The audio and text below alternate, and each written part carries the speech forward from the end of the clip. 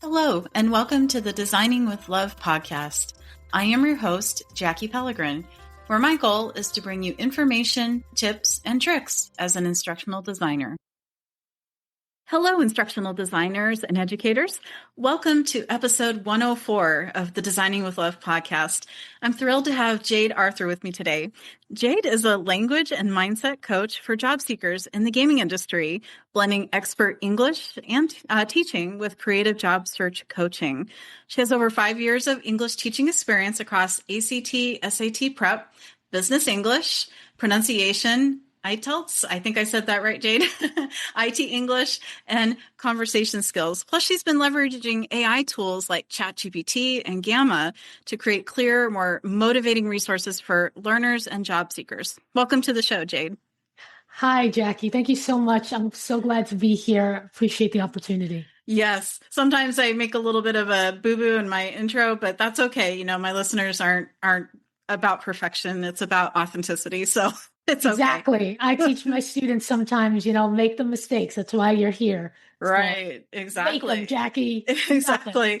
So to start, can you just tell us a little bit about yourself, Jade, and what inspired you to focus on helping job seekers in the creative field, such as gaming, with job search coaching? Yeah. Thank you for asking. So, I started more, like I said, with ACT, SAT, like you said before, and I wanted to do that more, but being under a non-compete made it really difficult to continue to find opportunities in something I really enjoyed and was good at. So I stumbled onto teaching English as a second language. The problem with that was it's hard to get paid enough money teaching that online. There are so many companies out there, and they're able to get away with paying very little. So as I kind of evolved my understanding of language and I started to understand where I could best fit, I realized that I was getting people in my network that were in gaming because I'm a huge Pokemon fan. And I started to see where those kind of things intersected, gaming and education. And once I started seeing the value in that, I was also able to understand how can I tap into that? How can I talk to that audience? Because I like to learn through gaming. I learned some stuff through computer games when I was little.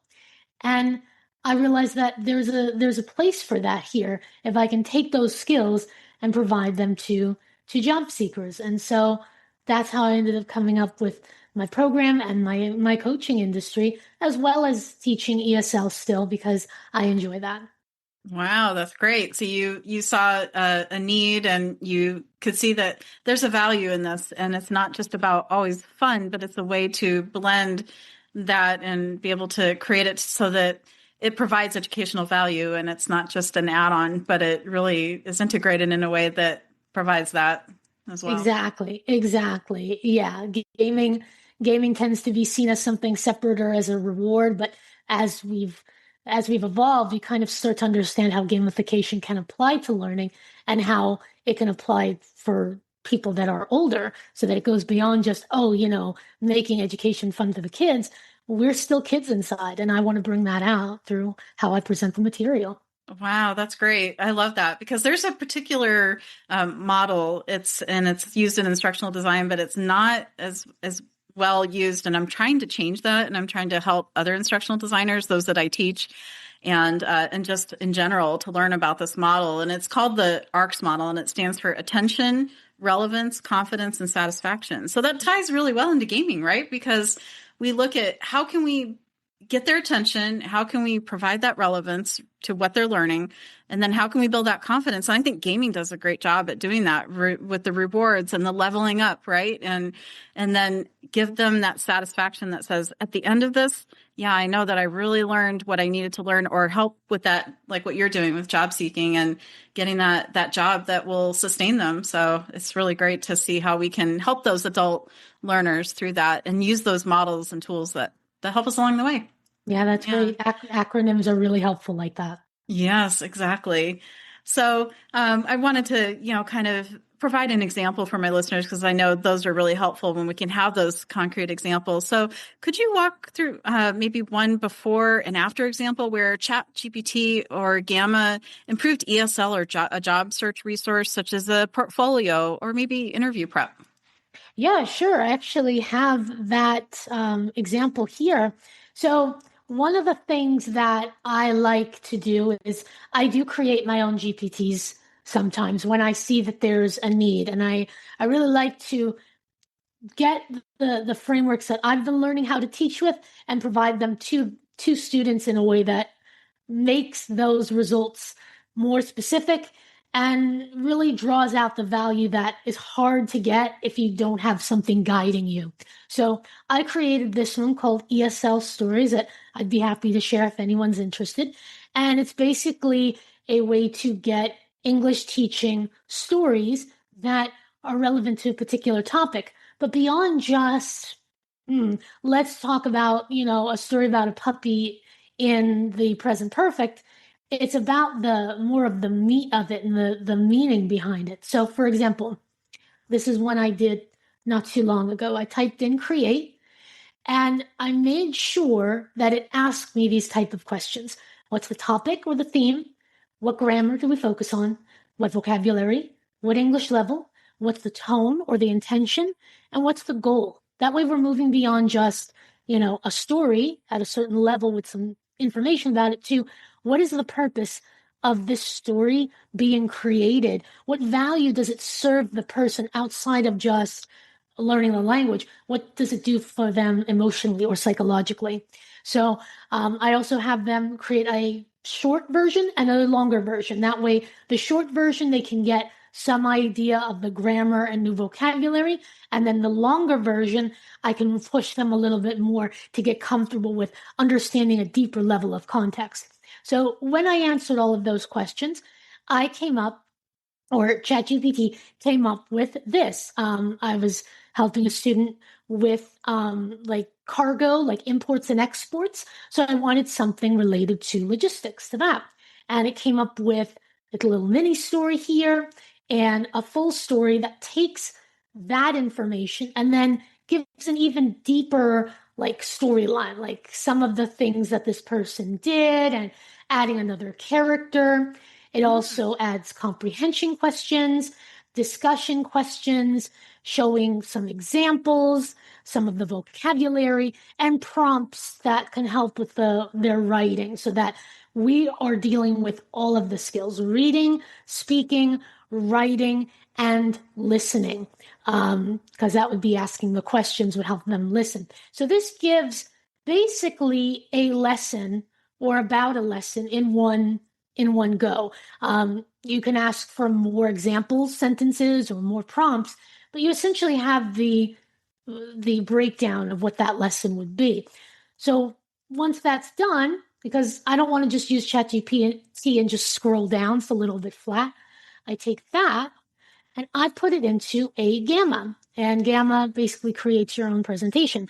So Right. I took that, pressed preserve, and got this in a very nice, colorful, because you can also choose the design, very colorful Gamma that looks nice. I think I added some stuff a little bit afterwards or changed a little bit, but essentially that's mostly what's there.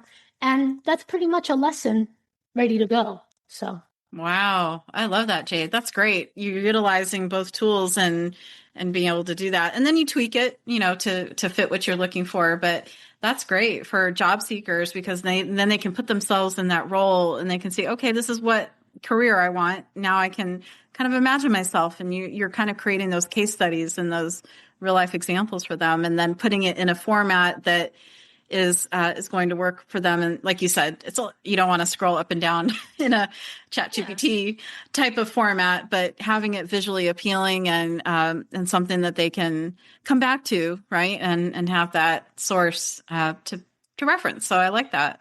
Wow, that's great. I've used Gamma a few times and I've been introducing it to some of my colleagues at work and like, you should give it a try. It's really great. I love it. Oh, yeah. God. It's like beyond PowerPoint. It is. It's so much better than PowerPoint. I actually took some professional development sessions I've been doing for a long time on OneNote. And I looked back and I was like, when did I offer my first OneNote professional development in the department? And it was back in 2015. And I was like, wow, that means I've been doing this 10 years. So I'm like, it's time to give a refresh. And so I decided to use Gamma. And so it's just so nice. And everybody was like, wow, what tool did you use? And I'm like, Gamma. And they're like, oh, so it got their curiosity going. So it's neat. It Yeah, is. I It love is. it. I love how adaptive it is too. It's really adapts to what you need. Right, exactly. So one thing I know that keeps coming up in all my conversations when it comes to AI, no matter what we use it in, because it's in every part of our lives. So one thing that always comes up in education and even in job seeking, everything is those guardrails, right? We need to make sure we have those guardrails in place because it's only as good as what we make it, and it is created by humans. So when when you create with AI, what are some ethical guardrails that you make sure that you always follow and maybe even teach others as well? Yeah. So this is sort of an ongoing process for me determining what I feel is, you know, what I feel would be ethical and finding a balance between my voice and something that's professional. And so I think that a lot of times it can depend on the prompt and the output that it comes with. Um, I tend to use a lot of, ChatGPT things for like announcements, some short messages like some posts because it's not always necessary to put all of yourself in it because it takes a lot of time. So Right. knowing how much of this can I use where it would be okay for me, but it also balancing out my voice is still an ongoing challenge. And I think that's going to be the case for everybody is when is when is this okay and how much of this versus me is okay on a consistent basis. Yeah, like I said, I think it's just an ongoing Yeah. determination. Right. And just doing that check every once in a while, like, am I depending upon the tool too much, or is it becoming a crutch, or is it that collaborator, right? And that Right. way to level up what I'm already doing. So I love that. That's great. And that's what I've been doing too. And I've been teaching my students to do that. And I always say to my students, if you think you're cheating, then that means you're taking a step back and you're actually saying, wait, is this okay to do that? And that's okay to question that. And I just let them know that yes, as long as the end product is your work and your original work, it's okay. You can use it to outline. But when it comes to reflections or anything like that, it has to be your own work and your own voice. So that's important to let them know what those boundaries are, right? And those Yes. guardrails. Yeah. Yeah, exactly. Wow, I love that. So I wanted to kind of round this out with a playbook, and then we'll go into like the bonus question for all those that love the bonus question and everything, which is great. If a listener wants to try your approach, what kind of step-by-step guide can you share with my listeners? Sure. Sure. So the one thing that I would add from what I did earlier was I would also use Fathom. Fathom is a sort of AI like recording tool. Like when you go on here, it will provide a transcript for you that if you attach it to like a Zoom thing call like this or any kind of call and you connect it, it will provide you a transcript. It will record it. And so you have that information. And basically what I would do is copy the transcript, put it into ChatGPT, and you could create a post from that. You could probably create a lesson from that and then move that to Gamma. So it's all really about like, how can I save myself from doing all of this that's really not necessary and still get valuable content that I'm then going to be able to teach? Because ultimately, I think the difference here, because I teach and I coach, I think the difference here is that I have to present this. And if the output is something that doesn't really feel either nuanced or doesn't go as deep as I want, or is just kind of, I don't know, it's just not great in some way, or I don't like it, or it's not where I want to go, then it's up to me to determine how do I frame it. And that allows me to ease the sort of the background, the essential thing of what it is, how it should look, how it should be structured, and then improve it based on my own knowledge and the direction I want to go. So ultimately keeping in mind, what is the message that you are intending with this information? And how much of ChatGPT do you need to get there? And how much of yourself do you need using your own knowledge of language, your own knowledge of the outcome, and blending that together? And I think that's really what it is taking that stuff when you don't know where to start, you don't know how to structure it, and then using that as your foundation to build on towards your message. Wow, I love that, Jade. That's a great step and great process. So in the case of, like where I work, we work on curriculum for higher education, and we have a closed system model. Do you think that could still work with a closed system model? It's because we're not allowed to use ChatGPT or Gemini or anything like that because the curriculum is proprietary. So I don't know if that's true with K through 12 or anything like that, but would that approach still kind of work where you could still take the output from a closed system model and still put it into Gamma and it would still work okay? I'm not sure what you mean by a closed system model. Yeah, so it's not something that's public. It's like ChatGPT. It uses the same technology as ChatGPT, but it's more it's got protection behind the security walls and IT and everything. So it's only shared with those that work for the university. Right now, students have access to, we have our own like chatbots. Like we have one that's called Mira for science, and then we've got Isaac for science and things like that. So it's kind of neat to have, Isaac is math, I'm sorry. But it provides that extra layer of protection because if we go to ChatGPT, then there's that risk of that content getting out there. So yeah, I wasn't sure if that would work for that, but it sounds like, with closed system models, you could still find a way to make it work without compromising anything. So yeah. Yeah, I mean, I think again, it's all about the ethics of it, and because I don't work for a school, I don't necessarily know the guardrails that are up for me and what I can do for that place and for those people. So I think, Right. determining if you know beforehand what you can do with it, then I think it's probably fine to experiment and then just use what you know you're allowed to use and either delete the rest or whatever. But yeah, I mean, I think it just depends on how private you keep it and what you've been told that you can do, and just trying to stay within those guidelines. That's a great idea. Yeah, and that's something I even let my students know. And we have a resource that the university is given, and I share it in all my announcements. And just say, please don't share your name or any proprietary information or private information. Make sure it stays within that. So that's good. Yeah, I like that approach. That's really great. Wonderful. So, so the bonus question that I wanted to provide for my listeners, which they love these bonus questions. I started doing this a couple weeks ago with some of my sessions, and it's really nice because they get a little bit of that extra bite, right, of that. So, if you had one tool like ChatGPT or Gamma, or one move to try this week, maybe one measure to track success, what would that be and why?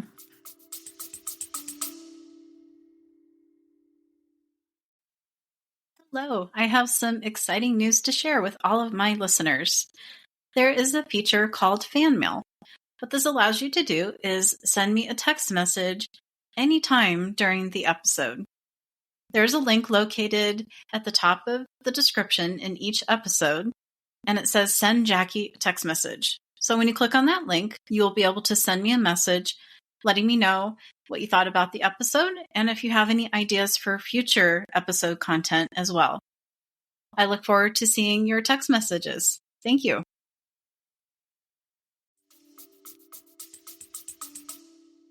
Yeah, so for me, the tool would be Gamma, and I choose Gamma because ChatGPT gives you the ideas, but Gamma actually creates its own resource and kind of acts like ChatGPT in a way because it can help you refine what you're saying and adapt. So I would use ChatGPT. I mean, I would use Gamma for that reason because as a teacher, you have a resource, you have something that you can share. You can turn it into a website. You can turn it into a document. It can be a presentation. There's just so many ways that you can use that. As far as like tracking it, another thing that is a helpful tool is something like Habitica, which is a website that it kind of gamifies doing tasks. Like if you do that, you get like a power up and you can defeat this creature and stuff.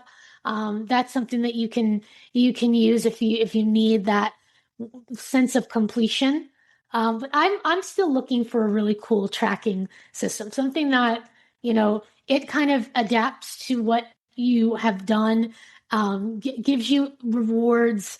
A really cool AI like tracking tool that makes you feel like you're really motivated towards some kind of big end goal. I don't think we're there yet, but I would like that because that's something that's really important to me. And I love knowing that I do this, I can get a reward. I was always very good at if somebody has that sort of expectation, I'll get it done. It's just how I was. Right. So, I love so that. Yeah, like a progress bar kind of. And then you can see you're 50% of the way there, right? Keep yep, going. Get that little motivation to keep going, and leaderboards and things like that. Those little things that motivate you to do a little bit better, study harder, or just, whatever it is that you're aiming towards. I love that. That's great. Yeah. So maybe as AI gets better and better, and we'll see some of those tracking mechanisms that still keep the privacy, but also enable you to be able to see where learners are at on their journey, and job seekers as well, to see what are the pain points, right? What do they need help yeah. with? And that's what you're there for, is to help them cross that finish line, right? And to get that dream job that they're Exactly. looking for. Yeah. Exactly. That way, one of my things is, finding the joy in the job search is something that's important to me. So gamifying that process is a way to help with that. And as I like to help job seekers take down the job search villains, like the cover letter crusher and the interview assassin, I'm taking challenges that would normally be kind of vague and giving them something that they can see in their mind and overcome with the right tools. So I think if we teach that in schools, we teach the idea of job search being a part of education and a part of the process, but also something that can be fun, we are able to handle it better, stay more motivated, and, maybe approach it with a more, more resilience and more creativity. I love that, especially with creative fields like gaming and what I do. It's always good to have those people in your corner like yourself that can be there to provide that support, and see where those little villains are, right, that they can knock out. I love Right. that. I love that approach. It really makes it so that it's approachable. It's like, yeah, I have my little villain here. How can we knock that villain out, and make the hero the one that conquers in the end, right? Yeah. Yeah, I love Yeah. that. It's a great approach. And on your website, you really take that to that next level, and I love that, and making it clear. So it's great. So everyone that's listening, make sure to check out Jade's website because it's really great. I love that. So as we wrap up, Jade, what are your top 2 to 3 tips for listeners who want to use tools like ChatGPT and Gamma to make their materials more engaging while staying effective and ethical? Exactly. Yeah. So with ChatGPT, I would say start experimenting with your ideas, but also asking yourself how you can word things better. Become more aware of the language that you're using to come up with your ideas. And you're going to realize that what ChatGPT a lot of times first produces sometimes is kind of generic and abstract. And when you're able to recognize, okay, what is my voice and how can I adapt this to fit my voice? You then start to ask more questions about what that actually would look like, what that means, and it becomes a more collaborative process that feels more genuine to what you actually want to say and what messages you want to get across. But also keep in mind sources as well. If you're looking up facts, if you're looking up any information that, like, you have data, you got percentages and stuff, see if ChatGPT can give you those resources, because it's very easy to take something that ChatGPT sort of takes as a general idea, but we want to be sure that we have the source, we've clicked it, we've looked at it, and we've addressed, yes, they've taken it correctly from that source. That way we understand how to collaborate with it, but also how to verify what it puts out as true. And then as far as Gamma, I would say definitely work on you can pretty much put anything into Gamma and it will create something great. There's a few options that you can do. You can preserve it. If you have a full outline, you can just preserve what you have and it'll just give you a nice looking presentation. You can condense it. So if you have a lot and you want something smaller, it would be more condensed. I think condensed at least has concise, and concise is really cool because it will take it and really focus on what's most important. And then there's also one where you can expand, I think, on it, and it'll give you a really detailed version. So I would say play around with what those allow you to do. Because you're going to get a variety of different versions. Right. But at the same time, recognize that once it expands on it and specifies, it's probably going to be a bit abstract, a bit more professional and clinical. So you want to, again, figure out what's another way that I could have this said, whether it's something you've thought up or you ask the Gamma to come up with a different way of saying it. Really think of what is the best way to get this message across. And I think finding a way to say it through your words, say it through their words, and combine them and experiment can lead you to that result. Wow, that's great. I love that. And being able to, experimenting is so important. Seeing what works and what maybe you need to tweak a little bit more, and depending upon the material, right, is going to depend upon what direction you go with that. Exactly. The question is like, what if ChatGPT gives me a better version than what I would have given myself? Like, when is that okay, and when is that not? That's something that I still kind of think about, and I think a lot of the times I think it's okay because the idea is still there and what I wanted to get across is there. And then if there's any way for me to add in my personality more, great. But you kind of have to pick and choose your battles. Like, when is it really important for my voice to really felt significantly? And when is it okay for it to just be, all right, it's professional. It still sounds a little bit like me, but I don't want to spend too much time. So you're kind of choosing when to give yourself more to the project. Right. And just having that situational awareness and knowing when it's best to go with each route. Yeah, I like that. Yeah. And I think that's the key, right? Is to not use it as just that to replace what we do, but it's more to make things a little bit more streamlined for us. And give those ideas. One thing we use in our department, and we started using it in the curriculum, is called the first draft principle. And it's really neat because then it kind of lets the faculty know, and those that are working on the curriculum, and then even some of the students, that the end result is your own, but first draft principle kind of gets it going, and then we tweak it as professionals, and we know it wasn't quite there. It hallucinates. I've seen it hallucinate sometimes. So knowing what's factual or what's good and what's not. Yeah. It's always having that judgment, always important. Exactly. And ChatGPT can enhance that. It can make it, like you said, more streamlined. A lot of times I'll also talk into the mic on ChatGPT, and I did it today. And sometimes that just helps me get out the ideas faster. So that's another cool thing too. Right. Instead of typing it up. Yeah, I like that. It's great. Wonderful. Well, thank you, Jade, so much for joining me today. Your blend of AI-assisted language and mindset coaching for gaming job seekers, and also your practical guardrails, offer a clear path to make learning both effective and ethical. So to all my listeners, try Jade's one tool, one move, one measure challenge this week and watch what changes for your learners. So we look forward to having you back on the show, Jade. Wonderful. Thank you so much for having me, Jackie. Appreciate it. All right, Thank you for taking some time to listen to this podcast episode today. Your support means the world to me. If you'd like to help keep the podcast going, you can share it with a friend or colleague, leave a heartfelt review, or offer a monetary contribution. Every act of support, big or small, makes a difference, and I'm truly thankful for you.